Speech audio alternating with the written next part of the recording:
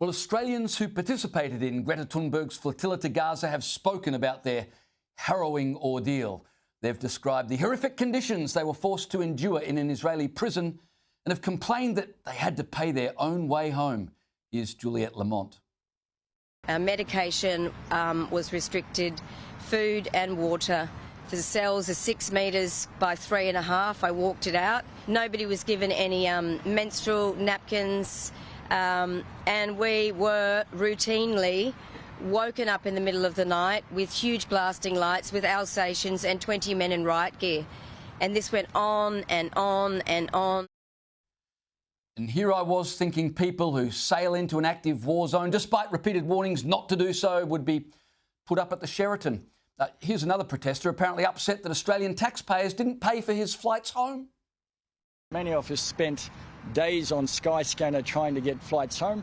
Myself, I flew Amman, Kuwait, Dubai, China, Sydney on a very expensive flight that I've had to pay for myself to get home.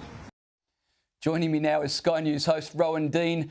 Rowan, I want to move on to some other topics, but first I got to get your reaction. Can you believe these guys?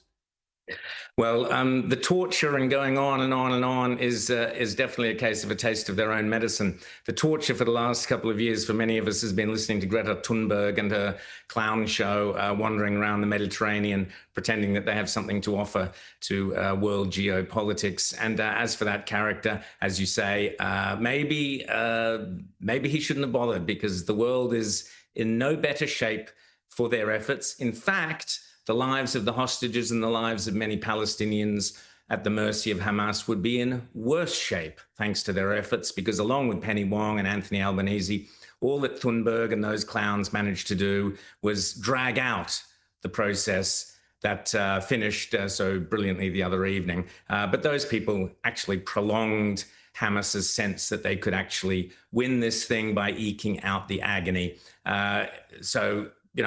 They should have learned their lesson. They won't learn their lesson. No doubt next time there's some other place that they can get some media attention, they'll do so. But seriously, I think the world's had enough of Thunberg and her clowns.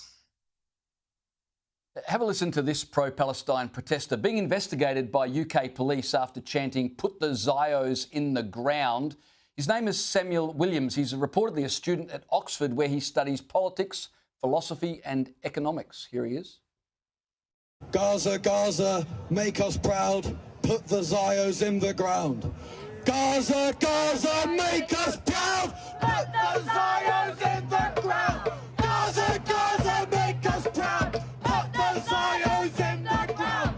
Gaza, Gaza, make us proud, put the Zios in the ground.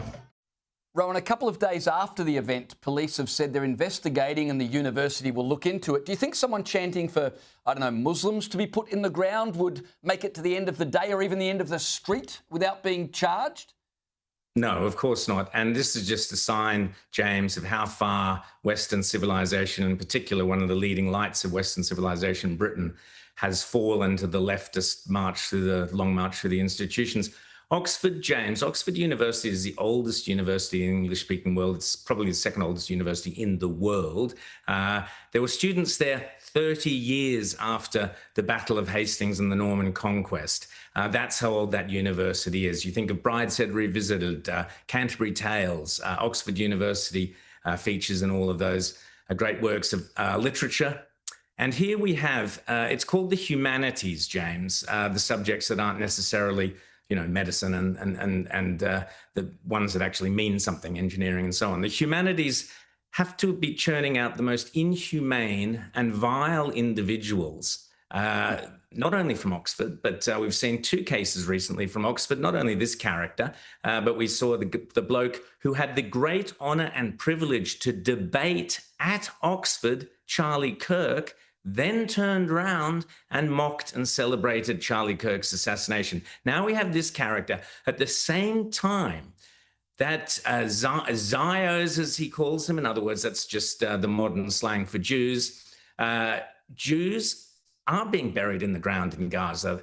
20 of them were released. There were many more that were buried there under the most horrific circumstances by Hamas, by Palestinian terrorists who took young kids the same age as that boy with all his privileges at Oxford, probably goes to rock concerts at Glastonbury and elsewhere. And were Hamas given the opportunity, they would do the same thing at the Glastonbury rock concert, and he would be one of those who would find himself in the ground courtesy of the Palestinian terrorists. It is sick what our universities are churning out, James. They are psychopaths. They are sociopaths. The depths of depravity that is coming out of our universities is truly shocking. It's truly shocking, James.